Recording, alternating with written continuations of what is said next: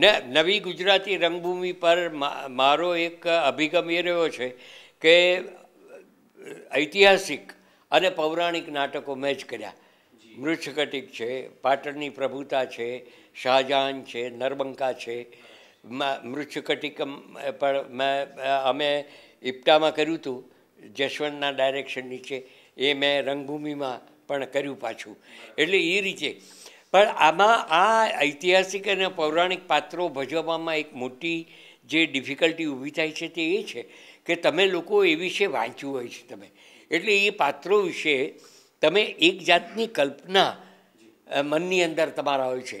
હવે જો પાત્ર ભજવનાર વ્યક્તિ એ અભિગમમાં બેસે નહીં તો તમે એને સ્વીકારશો નહીં, અને સ્વીકારશો નહીં તો નાટક ફેલ જવાનું. યુસી ત્યારે જેસલ તોરલ કર્યું, હવે 150 વર્ષ પહેલાં, કચ્છ જો કારો નાગ એમ કહેવાય એ.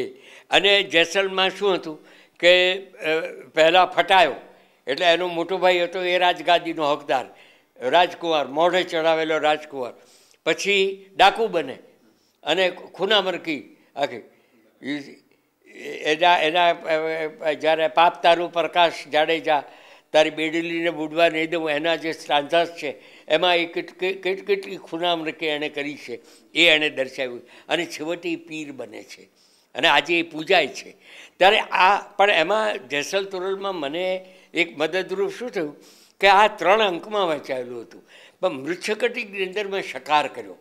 હવે શકાર એક એવું પાત્ર હતું કે જેને માટે ઇવન પશ્ચિમના નાટ્યવિદો પણ એમ કહે છે કે આ જાતનું કેરેક્ટરાઇઝેશન લખાયું છે એ જ એક અદ્ભુત વસ્તુ છે.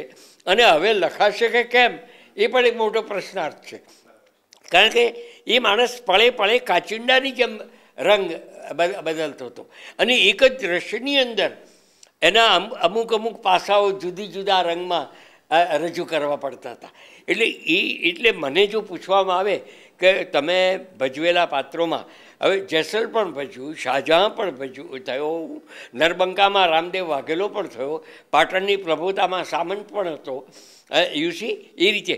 પણ શકાર જે મેં ભજ્યું એ મારે માટે એક બહુ મોટી ચેલેન્જ હતી, એવો પડકાર હતો કે જે દ્રશ્યની અંદર પાછો બદલાય, દ્રશ્ય ચાલુ હોય અને બદલાય. અને બીજું શકારની એક બીજી ખાસિયત એ હતી કે એ સહજ બોલી શકતો હતો. શાલા સાધુડા 100 મણ સોનું લાદેલી વસંત સૈનિકાને તે મારા પુષ્પક રંડક બાગમાં મારી નાખી.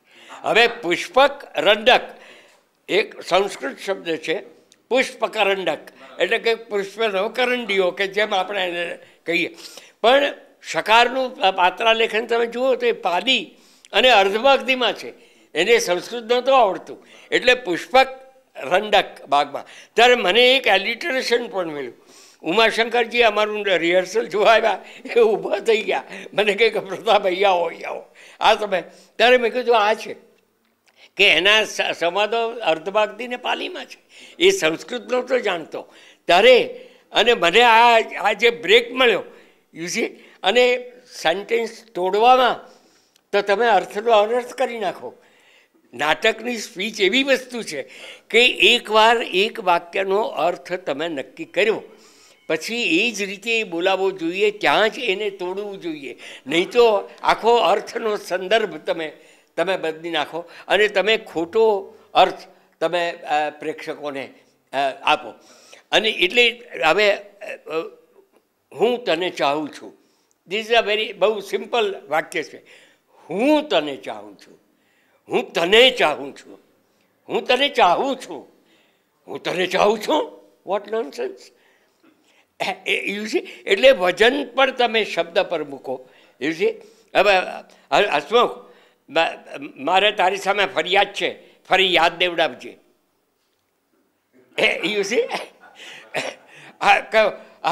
અરે ઉર્વશી તો તું કોને ઉર્વશી?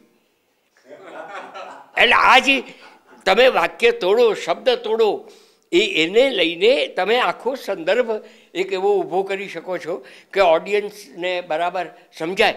અને આપણે તો રિહર્સલ કર્યા હોય 6 અઠવાડિયા, પણ ઓડિયન્સ તો પહેલી વાર સાંભળવાનું છે. પહેલી વાર સાંભળવામાં એને ખ્યાલ આવી જવો જોઈએ કે આ પાત્ર આ વસ્તુ કહેવા માગે છે. એ નાટ્ય કલાકારની બહુ મોટી જવાબદારી છે.